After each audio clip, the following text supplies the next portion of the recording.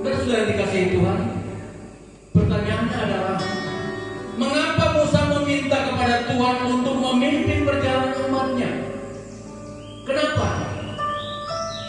Bukankah toh juga dalam banyak pengalaman Musa dia bisa menyelesaikan banyak masalah dengan bangsa Israel?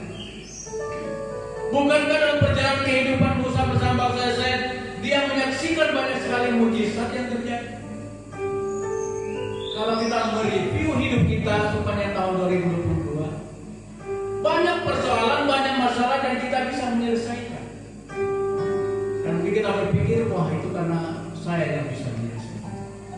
Tetapi kalau kita bisa melihat daripada apa yang dilakukan Musa, walaupun dia sudah menyaksikan sendiri dengan mata kepalanya Tuhan menolong mereka, tetapi ketika dia bercakap-cakap dengan Tuhan, dia tetap katakan, Tuhan, kalau bukan Engkau yang memimpin kami, jangan suruh kami berangkat dari sini.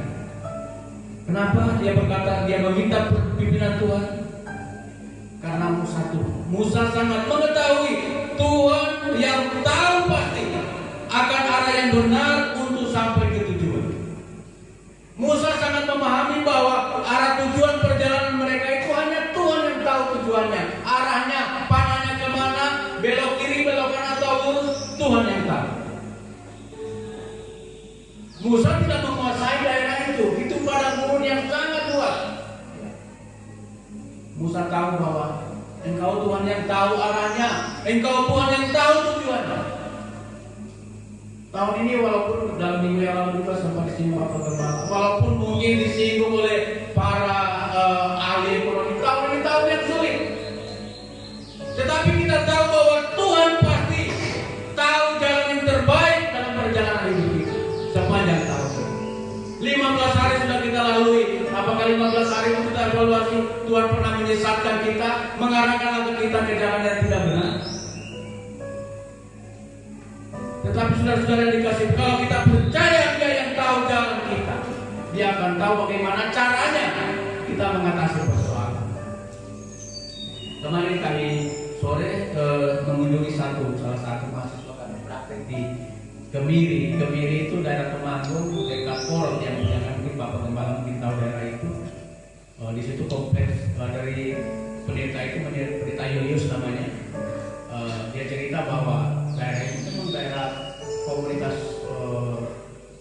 budaya banyak sekali. Tadi dia bercerita menyaksikan bagaimana pertolongan Tuhan, perjalanan pelayanannya dari satu jiwa sampai sekarang menjadi satu tempat yang sangat berkembang, dan dia juga bisa mendirikan sekolah, bisa ada PPA di tempat itu. Dan dia menyaksikan, dia katakan bahwa perjalanan yang panjang ini Pak, kalau bukan penyertaan Tuhan tidak sampai sejauh ini.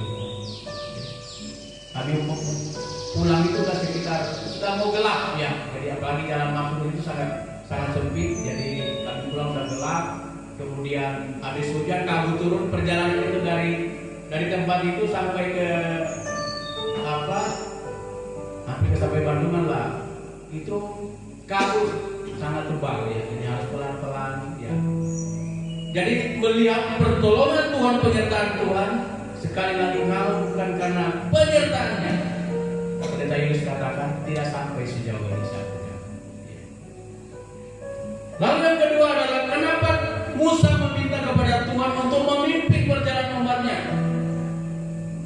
Karena Musa menyadari bahwa perjalanan ke tanah perjanjian bukanlah perjalanan tanpa tantangan. Ya udah alami sebelumnya. Bukanlah perjalanan yang tidak ada rintangan, bukan perjalanan yang tidak ada hambatan, bukan perjalanan yang tidak ada ujian. Tahun 2023 yang kita mulai jalani, kita sudah jalani 15 hari. Kita tidak memahami situasi dan kondisi yang terjadi di depan kita. Entah itu nanti ada tantangan atau hambatan yang kita harus lalui, yakinlah, pastikan bahwa kita berada pada rel daripada yang Tuhan mau.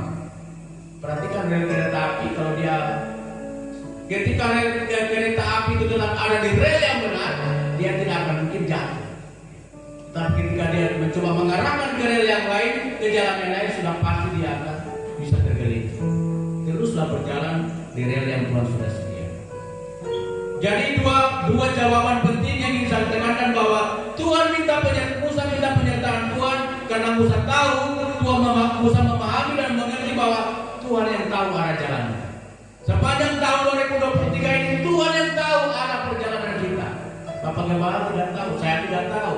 Orang tua yang punya anak, orang tua kita tidak tahu bagaimana perjalanan anak-anak kita. Tetapi Tuhan tahu kemana mereka harus melangkah. Itulah sebabnya menyerahkan Tuhan, kalau Engkau tidak menyertai kami, jangan suruh kami berjalan. Mari kita minta Tuhan menyertai perjalanan kita.